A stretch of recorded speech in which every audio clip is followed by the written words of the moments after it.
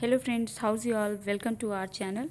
Friends, मैंने एक series start की थी एंशिएंट इंडिया की, और इस वीडियो में मैंने गुप्ता डायनेस्टी के इम्पॉर्टेंट फैक्ट्स, उनके रूलर्स के एक्चुअली बायोग्राफीज़ के बारे में डिस्क्रिप्शन दिया हुआ है, कवर किया है फैक्ट्स।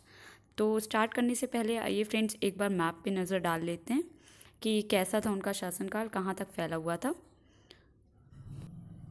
तो फ्रेंड्स, आप देख सकते हैं ये जो ऑरेंज कलर का पूरा एरिया है, ये आपका गुप्ता डायनेस्टी है। और ये आप देख सकते हैं, ये जो डार्क ब्लू कलर से है, ये चंद्रगुप्त वन जी का पीरियड है। इन्होंने यहाँ पे रूल किया था। ये पूरा इन्होंने जीता हुआ है, एक्सपेंशन किया था अपना, जो कि बिहार का पूरा रीजन है। और इसके साथ ही ये जो पर्पल कलर से आप देख रहे हैं, ये समुद्रगुप्त का है, जो कि इनके बेटे चंद्रगुप्त वन के थे। और इसके साथ ही जो लाइट ब्लू से है, ये चंद्रगुप्त टू का है, जो कि समुद्रगुप्त के बेटे थे, दूसरे बेटे थे चंद्रगुप्त टू। तो ये पूरा इनका शासनकाल था, ये यहाँ तक फैला हुआ है। आप देख सकते हैं, बस ये साउथ का इतना पोर्शन है जो कि इनके राज में नहीं था, ये यहाँ पे नहीं शासनकाल इनका स्थापित हो पाया था। बाकी इन्होंने पूरा कवर किया हुआ है। ये आपका प्रेजेंट डे का आप देख सकते हैं, अफ़गानिस्तान है, और इसके साथ ही ये पूरा नॉर्थ और आपका ईस्ट जितना भी है, सब बिहार वगैरह सब कवर्ड था। तो आइए स्टार्ट करते हैं फ्रेंड्स, जानते हैं उनके रूलर्स के बारे में, उनकी विक्ट्रीज़ के बारे में। फ्रेंड्स, जो गुप्ता डायनेस्टी थी, उसकी जो नींव रखी थी वो एक्चुअली में श्री गुप्ता ने रखी थी 240 एडी में, और इन्होंने 240 से 280 एडी तक रूल किया था। फिर इसके बाद इनके बेटे आए थे घटोत्कच, जिन्होंने आगे अपना साम्राज्य बढ़ाया था, शासनकाल अपना बढ़ाया था। लेकिन फ्रेंड्स, इन दोनों ने ही, श्री गुप्ता और घटोत्कच दोनों ने ही एक्सपेंशन के बारे में नहीं सोचा था। तो घटोत्कच के बाद जब उनके बेटे चंद्रगुप्त वन आए, ये आए, जो कि जिन्होंने अपना टाइटल ले रखा था महाराजाधिराज का, यानी कि किंग ऑफ द किंग्स, जो किंग ऑफ द किंग्स थे। मतलब श्री गुप्ता और घटोत्कच महाराजा के नाम से जाने जाते थे, तो उनके बेटे हुए, उनके ग्रैंडसन हुए, तो ये आपके महाराजाधिराज के नाम से जाने जाते थे। इन्होंने अपना टाइटल ये अडॉप्ट किया था। तो फ्रेंड्स, मैं ये कह रही थी कि चंद्रगुप्त वन एक्चुअली में माने जाते हैं इसके फाउंडर, गुप्ता डायनेस्टी के चंद्रगुप्त वन को ही फाउंडर माना जाता है। तो जो उनका शासनकाल है, वो कभी कभी 319 से माना जाता है, 319 एडी से माना जाता है, ना कि 240 से, क्योंकि यही एक रूलर थे जिन्होंने एक्सपांशन किया था एग्जैक्टली। तो एक्सपांशन के लिए इन्हें ही माना जाता है, और अपना साम्राज्य इन्होंने ही फैलाया, आगे बढ़ाया। उसके बाद उनके बेटे आए समुद्रगुप्त, फिर उनके बेटे आए चंद्रगुप्त टू, और जो कि दूसरे बेटे थे। पहले तो यहाँ पे उनके बेटे रामगुप्त आए थे, जो कि एक्चुअली में बहुत डरपोक टाइप थे, तो और थोड़ा सा उन पर डाउट भी किया जाता था उनकी मर्दानगी को लेकर के। तो उनके बाद उनको हटा करके उनके भाई यानी कि चंद्रगुप्त टू आ गए थे। और फिर इसके बाद फ्रेंड्स आते हैं आपके कुमार गुप्त आते हैं, और स्कंद गुप्त वगैरह आते हैं, लेकिन वो इतने अच्छे रूलर्स नहीं थे, और जिसकी वजह से गुप्ता डायनेस्टी का डिग्रेडेशन हो गया, जो कि फॉल हो गया, मतलब ख़त्म हो गई वो डायनेस्टी। तो उसके लास्ट रूलर जो आपके थे, वो थे विष्णुगुप्त, और ये आपकी डायनेस्टी अल्टीमेटली 240 एडी से 550 एडी में समाप्त हो गई। और इसका क्या रीज़न था इसके डाउनफॉल का, प्लस क्या इसके ड्रॉबैक्स थे, उस सब के बारे में हम आगे बात करेंगे। तो आइए स्टार्ट करते हैं friends. Gupta dynasty Mauryan dynasty के बाद बहुत ही बड़ी डायनेस्टी मानी जाती है, और अगर किसी को गोल्डन एज किसी के टाइम के कहा जाता है, तो वो गुप्ता डायनेस्टी के पीरियड को ही कहा जाता है। इसको गोल्डन एज इसलिए कहते हैं फ्रेंड्स, क्योंकि इनके जो स्कॉलर्स थे, यहीं से आपके जो नवरत्न हैं वो मिले थे। और इनके जो स्कॉलर्स थे, जैसे कि कालिदास हैं, आर्यभट्ट हैं, और वरहमीर हैं, विष्णु शर्मा हैं, वत्स्यायन हैं, इन सब की वजह से इसको गोल्डन एज कहा जाता है, इनके टाइम को। प्लस यहाँ का जो आर्किटेक्चर था फ्रेंड्स, आर्ट और आर्किटेक्चर और एडमिनिस्ट्रेशन तो लगभग मौर्यन डायनेस्टी के ही जैसा था, एक दो फैक्ट्स डिफ़र करते हैं, ऑलमोस्ट सेम ही था, लेकिन आर्ट एंड आर्किटेक्चर वगैरह जो था वो बहुत ही लाजवाब था। यहाँ का साइंस, आर्ट, आर्किटेक्चर सब कुछ बहुत अच्छा था। यहीं से काफ़ी आपको कॉइन्स में जितने भी आर्ट वगैरह है उसके डिस्क्रिप्शन मिलेंगे, आप उनके कॉइन्स से देख सकते हैं। काफ़ी तरीके की पिक्चर्स रहती थी कॉइन्स पे और काफ़ी इमेजेस देखी जाती हैं। प्लस जो आपके समुद्रगुप्त थे ये तो बहुत ही ज़्यादा आर्ट लविंग, म्यूज़िक लविंग और मतलब फ़न लविंग इंसान माने जाते थे। ये कुछ ज़्यादा ही इन सब में बिलीव करते थे। तो फ्रेंड्स अब हम जानते हैं श्रीगुप्ता और घटोत्कच के बारे में। तो जैसा कि मैंने कहा श्रीगुप्ता फाउंडर थे, ये फाउंडर थे आपके गुप्ता डायनेस्टी के, पर इनका एक्सपेंशन में कोई इंटरेस्ट नहीं था। ठीक है फ्रेंड्स, कोई इंटरेस्ट नहीं था इनका। इसी वजह से ये अपनी जो इनको मिली थी बिहार में, एक्चुअली इन्हें एक लैंड मिला था और वो मिला था कुषाण डायनेस्टी के राजा से। ठीक है फ्रेंड्स, उन्होंने इनको एक तरह से दान में दी थी कह सकते हैं वो लैंड। उसी लैंड पे इन्होंने जो और रूलर्स थे और मतलब आवाज़ उठाई, जो भी वहाँ पे गलत हो रहा था उसके अगेंस्ट आवाज़ उठा करके अपनी डायनेस्टी का वहाँ पे फाउंडेशन किया, मतलब अपनी डायनेस्टी की नींव रखी, स्थापना की वहाँ पे उनके अगेंस्ट खड़े होकर के। और इनका जो फ्रेंड्स वर्ण है वो वैश्य ओरिजिन का माना जाता है। प्लस साथ ही अभी मैंने आपको बताया बिहार में इन्हें लैंड मिला हुआ था, तो लेकिन एक्सपेंशन की इच्छा ना रखते हुए ये अपनी उसी एरिया में सीमित थे, क्योंकि लैंड बहुत फर्टाइल था, सब कुछ बहुत अच्छा था, बिहार का रीजन बहुत ही अच्छा था, बहुत ही ज़्यादा फर्टाइल था। तो उस वजह से उनके जो किसान वर्ग थे, मतलब कृषि वर्ग था, जो किसान वगैरह थे, वो सब बहुत प्रॉस्पेरस थे और इसी वजह से उनका जो पीरियड था वो अच्छा ही चल रहा था। लेकिन जब उनके बेटे घटोत्कच के बेटे चंद्रगुप्त आए, चंद्रगुप्त वन, जिन्होंने महाराजाधिराज का टाइटल अपनाया था, मतलब किंग ऑफ ग्रेट किंग्स, इन दोनों को महाराजा कहा जाता था, तो इन्होंने अपना महाराजाधिराज का नाम रख लिया था, टाइटल रख लिया था, मतलब किंग ऑफ ग्रेट किंग्स। तो इन्होंने सोचा कि हमें एक्सपेंशन करना चाहिए, हमें अपनी आर्मी, अपनी शासन काल का जो रेन है, जो जगह है, सब हमें और बढ़ाना चाहिए इसको। तो उससे ही हम जानते हैं कि एक्चुअल में जो फाउंडर हैं वो चंद्रगुप्त वन हैं। तो आइए फ्रेंड्स इनके बारे में कुछ जानते हैं। तो फ्रेंड्स जैसा कि मैंने कहा कि चंद्रगुप्त वन एक्सपेंशन में बिलीव करते थे, अपने साम्राज्य को बढ़ाने में विश्वास रखते थे। तो इन्होंने इनकी सबसे पहले इनके कोरोनेशन की बात कर लेते हैं, मतलब इनकी जो ताजपोशी थी वो फ्रेंड्स 319-320 एडी में माना जाता है। कंफर्मेशन एग्जैक्टली नहीं है लेकिन रिकॉर्ड्स में यही पाया जाता है। तो फ्रेंड्स जो इनके एक्सपेंशन की मैं बात कर रही थी वो ये थी कि इनकी जो शादी हुई थी फ्रेंड्स वो एक मतलब टैक्टिकल तरीके से हुई थी, मतलब आप कह सकते हैं कि एक सोची समझी चाल टाइप की थी कि इन्होंने हमला किया हुआ था, मतलब इन्होंने जो नेपाल रीजन में था आपका वैशाली, बिहार में इन्होंने अपना साम्राज्य फैला रखा था, उससे ऊपर जा कर के इन्होंने हमला किया नेपाल रीजन में। तो जो लिच्छवी प्रिंसेस थी कुमार देवी, उनसे इन्होंने शादी की। वो एक्चुअली ऐसे हुई कि इनके जो पिता थे, जब इन्होंने हमला किया चंद्रगुप्त ने उनके ऊपर, तो हमला करने के बाद उन्होंने एक पीस ट्रीटी साइन की, मतलब इनके जो पिता थे इन्होंने एक पीस ट्रीटी साइन की, ये कहते हुए कि मतलब वो युद्ध नहीं चाहते हैं एग्जैक्टली, वो उन्होंने समर्पण कर दिया एक तरह से और अपनी बेटी की शादी इनसे करा दी और बदले में अपना पूरा साम्राज्य उन्हें दे दिया, मतलब चंद्रगुप्त वन को पूरा उन्होंने दे दिया। तो इससे इन्होंने अपना जो बिहार का एक्सपेंशन था वो नेपाल के उस रीजन तक बढ़ा लिया पूरा। तो ऐसे उन्होंने अपना वो जो मैंने आपको रीजन दिखाया था डार्क ब्लू से, वो उन्होंने कवर किया। और इसके साथ ही ये जो शादी की बात है वो हम कैसे सोर्स पता चलता है कि उनकी शादी हुई थी एग्जैक्टली, वो हम उनके गोल्ड कॉइन्स से जान सकते हैं। उनके गोल्ड कॉइन्स पे पोर्ट्रेट है उन दोनों का एक साथ में।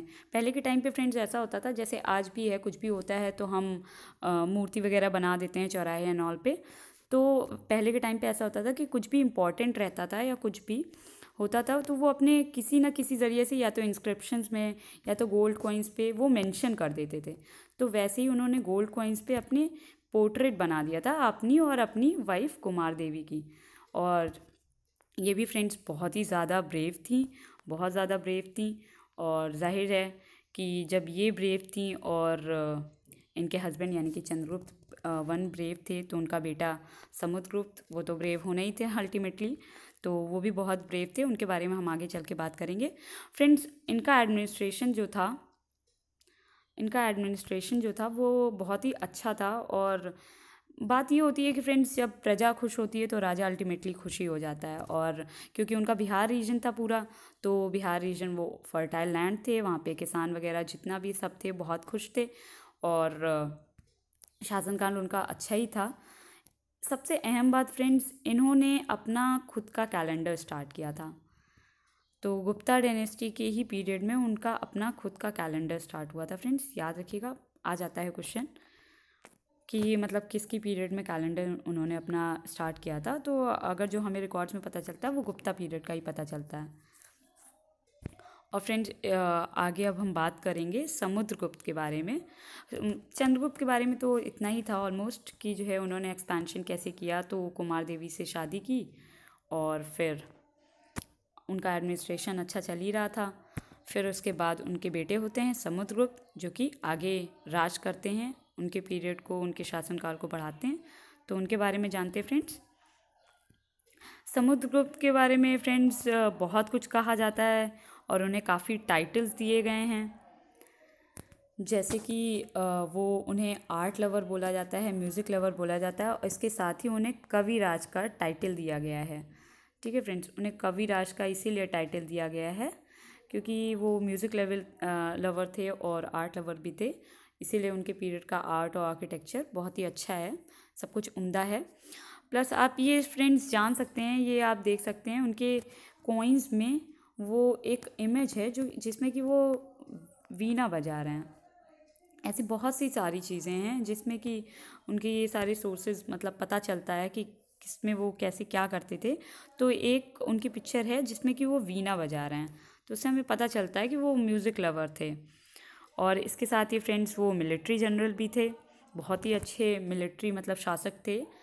और इसका मतलब ये नहीं है कि वो क्रूर थे, वो दुष्ट थे, नहीं, वो दिल के भी बहुत ही अच्छे थे। लेकिन हाँ, उनका जो मिलिट्री पावर था और जो रूल करने का तरीका था वो बहुत अच्छा था। इसीलिए मिलिट्री जनरल होने के कारण उनको नेपोलियन ऑफ इंडिया का टाइटल भी दिया गया है। और ये दिया है फ्रेंड्स आपके A.V. स्मिथ ने। वैसे तो मैं आपसे क्वेश्चन करने वाली थी कि मतलब ये नेपोलियन ऑफ इंडिया किसके द्वारा उनको टाइटल दिया गया है, तो उनको A.V. स्मिथ ने बोला है अपनी एक डॉक्यूमेंट्री में, अपनी बुक में, अर्ली हिस्ट्री ऑफ इंडिया में। उन्होंने मेंशन किया है इन्हें as a Napoleon of India. इसके साथ ही फ्रेंड्स जो इनका एम था वो था धरणीबंध, मतलब ये पूरी दुनिया पे, पूरी सारी दुनिया पे राज करना चाहते थे। कोई भी जगह ऐसी नहीं छोड़ना चाहते थे जो उन्होंने ना जीता हुआ। तो कह सकते हैं आप यूनिवर्सल किंग बनना चाहते थे, जैसे कि चक्रवर्तन, मतलब किंग ऑफ यूनिवर्स। और इनका जो मैंने आपको बताया सोर्स है वो आपको पता चलता है इनके बारे में, इनका आर्ट, आर्किटेक्चर और जितना भी फन लविंग इंसान है, ये सब आपके इलाहाबाद पिलर इंस्क्रिप्शन में दिया गया हुआ है, जहाँ पे प्रयाग प्रशिष्टि है, जिसको प्रयाग प्रशिष्टि के नाम से भी जाना जाता है। इलाहाबाद पिलर इंस्क्रिप्शन है जो कि अशोकन टाइम का है और इसको अशोकन पिलर भी कहते हैं। तो ये प्रयाग प्रशिष्टि के नाम से जाना जाता है। इसमें क्या है फ्रेंड्स, पेनिजेरिक मतलब एक ट्रिब्यूट दिया गया है, मतलब उनकी प्रशंसा करते हुए हरि सेना ने उसमें लिखा है उनके बारे में। और हरि सेना मतलब उनके जो क्या कहते हैं मिनिस्टर थे, कह सकते हैं आप, उनके मिनिस्टर थे जिन्होंने उन्हें प्रेस किया है, उनके बारे में लिखा है। उनसे हमें पता चलता है कि मतलब वो काफ़ी पसंद करते थे म्यूज़िक वगैरह। और काफ़ी सारे कॉइन्स हैं जिसमें कि हमने देखा है उसमें वो बो लेकर के और धनुष लेकर के खड़े हैं, धनुष बाण अपने लेफ्ट आर्म में। तो सबसे पता चलता है कि काफ़ी स्ट्रॉन्ग थे वो, और शेर की खाल वगैरह पहने हुए उनका वो सब तो मतलब दर्शाया गया है कि टाइगर की तरह तेज़ थे। ये सब सारी चीज़ें हैं, वो हम आगे आर्किटेक्चर और आर्ट आर्किटेक्चर में हम पढ़ेंगे। उसके लिए मैं अलग से एक वीडियो बना दूँगी। और फ्रेंड्स हम जानते हैं उनके मथुरा स्टोन के बारे में। मथुरा स्टोन में ऐसा फ्रेंड्स कहा गया है, चंद्रगुप्त टू ने उनके बारे में कहा है, मतलब जो उनके बेटे थे उन्होंने कहा है, उन्होंने अपने पिता को डिस्क्राइब किया है as a exterminator of all kings. मतलब सारे किंग्स का आप कह सकते हैं सफाया, एक तरीके से सब किंग्स का खात्मा करने वाले जो थे वो समुद्रगुप्त थे। और ये सही भी था एक तरीके से, क्योंकि उन्होंने सब पे राज किया हुआ था। जितना भी आपका नॉर्थ पोर्शन था, नॉर्थ में जितने भी किंग्स थे, ऑलमोस्ट 7-8 किंग्स थे, तो उनको उन्होंने किया हुआ था, हराया हुआ था। वो सब उनको कॉन्कर करके, जिनमें से कि आपके अच्युत नंद थे और नागसेना, नागदत्त, ये सब थे जो आर्यवर्त किंग्स थे। इन सबको हरा करके उन्होंने सब मतलब उनका सारा रेन अपना फैलाया था, जितना भी मैंने आपको पर्पल पोर्शन दिखाया था। और फ्रेंड्स ये तब हुआ जब इनकी डेथ हुई थी चंद्रगुप्त वन की। तो उसके बाद जो छोटे छोटे राजा थे वो अपना मतलब मुंह खोलने लग गए थे, एक तरह से रिवोल्ट करने लग गए थे। तो जब इन्होंने ये चीज़ देखी कि अच्छा बेटा तुम ये सब करना चाहते हो हमारे साथ, तो बस उन्होंने फिर उन सब का मुंह बंद कर दिया और दिखा दिया कि वो कितने बड़े राजा हैं। तो जब अच्युत, नागसेना, ये अच्छे खासे राजा थे, इन सबको हारते हुए देख के जो साउथ के थे वो भी सब डर ही गए थे ऑलमोस्ट। तो उसमें साउथ रीजन में आपके एक दक्षिण पथ है, उसमें क्या होता है फ्रेंड्स, 12 रूलर्स थे आपके जिनको उन्होंने हराया था। 12 रूलर्स थे।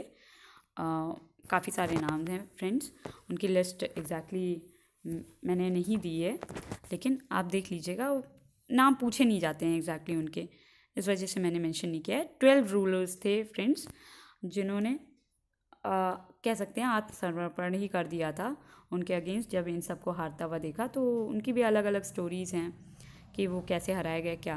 अच्छा फ्रेंड्स, यहाँ पे मैं आपसे एक क्वेश्चन करना चाहती हूँ कि लॉर्ड ऑफ दक्षिण पथ किसको कहा जाता है?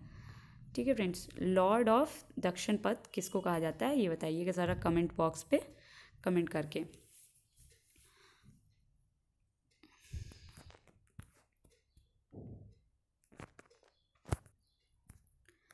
फ्रेंड्स जानते हैं उनके रिलीजन के बारे में एग्जैक्टली, मतलब रिलीजन पीरियड, रिलीजन टाइम कैसा था उनके टाइम पे? तो फ्रेंड्स जो हमें इंस्क्रिप्शंस और कॉइन्स वगैरह से पता चलता है, तो उसमें हम विष्णु आइडल पाते हैं कि टेंपल में विष्णु जी की पूजा होती थी। इसका कोई एग्जैक्टली कंफर्मेशन नहीं है, बट हाँ कह सकते हैं, हाँ वैष्णो धाम और वैश्य उससे थे, तो वो विष्णु जी को मानते थे। प्लस इसके साथ ही ऐसा नहीं था कि वो स्ट्रिक्ट थे या सिर्फ अपने रिलीजन को ही फॉलो करते थे, वो टॉलरेंट थे बुद्धिज़्म के टूवर्ड्स भी। क्योंकि हम ऐसा देख सकते हैं उन्होंने परमिशन दी थी, जो आपके श्रीलंका के किंग थे अनुराधापुर के, उनको परमिशन दी थी। उनका नाम था मेघवर्ण। तो उनको परमिशन दी थी उन्होंने बोध गया में बुद्धिस्ट मॉनेस्ट्री बनाने के लिए। तो वहाँ पे कंस्ट्रक्शन उन्होंने परमिशन दे दी थी करने के लिए। तो इससे हमें पता चलता है कि वो बुद्धिज़्म के टूवर्ड्स भी टॉलरेंट थे। ऐसा कुछ नहीं था कि अपने ही रिलीजन को लेकर के, अपने ही धर्म को लेकर के वो रिजिड हों, ऐसा नहीं था। और इसके साथ ही फ्रेंड्स मथुरा स्टोन में, जैसा कि इंस्क्रिप्शन के बारे में मैंने आपको बताया था, तो उस इंस्क्रिप्शन में एक और बात कही थी चंद्रगुप्त टू ने, उनके बेटे ने, कि वो जो है गिवर थे, मतलब दान देते थे, बहुत बड़े दानी थे, millions of cows and gold. कह सकते हैं आप कि वो ब्राह्मण्स को जो है काउ वगैरह, मतलब गाय वगैरह दान में देते थे। और यही फ्रेंड्स जो ये दान धर्म वाला सिस्टम था, मतलब आगे चल के जो फ्यूडलिज्म था, कह सकते हैं आप फ्यूडलिज्म, वो फ्रेंड्स इनके ही पीरियड से स्टार्ट हुआ। और यही एक मेन रीज़न भी आप कह सकते हैं, मतलब इम्पॉर्टेंट रीज़न कह सकते हैं उनके डाउनफॉल का, उनके जो शासनकाल का की समाप्ति थी उसका आप कह सकते हैं। क्योंकि फ्यूडलिज्म मतलब जो भूदान होता है, जो आपका लैंड दान में दिया जाता है, तो ये यहीं से प्रथा स्टार्ट हुई थी। पंडितों वगैरह को, ब्राह्मणों को वो दान देते थे, और फिर उसके बाद उन्होंने उसके लिए ऑफिशियल भी रख लिया हुआ था जिनको हम सामंत कहते थे। और फिर वो हम आगे बात करेंगे, वो सामंत धीरे धीरे उन्होंने अपनी इंडिपेंडेंसी मांगी जब आपका ये समुद्रगुप्त और उनका स्कंदगुप्त का पीरियड आया, कुमारगुप्त स्कंदगुप्त का, तो उन्होंने अपनी इंडिपेंडेंसी मांगी सामंत वगैरह ने। और फिर वही सब इकट्ठा होकर के उन्होंने रिवोल्ट किया, और धीरे धीरे जितनी भी भूदान और जितनी कलेक्शन की थी उसके अगेंस्ट रिवोल्ट किया, तो उससे उनकी जो डायनेस्टी थी वो वीक पड़ गई, कमज़ोर हो गई, उनका शासनकाल वहीं पे कमज़ोर होता गया। और इसी वजह से हुन्स वगैरह ने भी अटैक किया था सब, वो हम आगे पढ़ेंगे एग्जैक्टली डाउनफॉल का क्या रीज़न था। तो फ्रेंड्स, मथुरा स्टोन इंस्क्रिप्शन से हम ये जानते हैं कि मतलब वो बहुत बड़े दानी थे, गोल्ड वगैरह के काफ़ी देते थे। और आप क्या देख सकते हैं फ्रेंड्स, जब वो इतना गोल्ड वगैरह दान करते थे तो हमारे भारत को इसीलिए तो सोने की चिड़िया कहा जाता था। और आप कह सकते हैं फ्रेंड्स, उस टाइम अराउंड 35% GDP वर्ल्ड में हमारे ही देश से थी। जो GDP आप कह सकते हैं 35% थी वर्ल्ड की, तो बहुत ही ज़्यादा हम लोग अमीर हुआ करते थे। वो बात अलग है कि काफ़ी बार इन्वेजन हुआ इंडिया पे, और भारत में इतनी बार अटैक हुए, इन्वेजन हुए, सब लूट टूट के लेके चले गए यहाँ से। तो अब तो भुखमरी की भी हालत है काफ़ी जगह पे। और फ्रेंड्स, इसके साथ ही जो मैं वीडियो को ख़त्म करती हूँ ये बताते हुए कि इन्होंने ही सबसे बड़ी बात जो ये थी कि अश्वमेध यज्ञ परफॉर्म किया था, इन्होंने ही चालू किया था। मतलब उसमें क्या होता है कि आप सबको पता होगा कि घोड़े वगैरह बहुत सजा धजा के दौड़ा दिए जाते हैं, तो वो जितना रीजन कवर करते जाते हैं वो सब उनका होता जाता है राजा का। और जिस भी राजा का होता है घोड़ा, तो वो उनका कवर होता जाता है। अगर कोई उसके अगेंस्ट वो करता है, रिवोल्ट करता है, तो फिर आपको उससे युद्ध करना पड़ेगा उस राजा से। तो जाहिर सी बात है, वो स्ट्रांग थे तो वो जीत ही लेते थे वो एरिया। और इस बात की जो पुष्टि होती है फ्रेंड्स, वो हमें पता चलता है कॉइन्स से ही, क्योंकि हम काफ़ी सारे कॉइन्स में हॉर्स की इमेज पाते हैं, और जिससे हमें पता चलता है कि अश्वमेध यज्ञ भी परफॉर्म किया जाता था। अच्छा, एक और क्वेश्चन है फ्रेंड्स, लास्ट क्वेश्चन है कि ऐसे कौन से रूलर हैं जिन्होंने 4 अश्वमेध यज्ञ परफॉर्म किए हैं। ठीक है फ्रेंड्स, 4 अश्वमेध यज्ञ परफॉर्म किए हैं। तो आप कमेंट बॉक्स में मुझे ये क्वेश्चंस के आंसर दीजिएगा फ्रेंड्स। ठीक है, एंड आई होप आपको ये वीडियो अच्छा लगा होगा। अभी चंद्रगुप्त 2 के बारे में मैं नेक्स्ट वीडियो में कवर कर लूँगी फ्रेंड्स, ये थोड़ा लेंदी हो गया है। आगे मैं इसके बारे में कवर करती हूँ और फिर इसके डाउनफॉल की भी बात करूँगी। तो अभी के लिए थैंक यू, और आई होप आपको ये वीडियो अच्छा लगा होगा। अच्छा लगा तो please like it, subscribe my channel. Thank you for watching once again.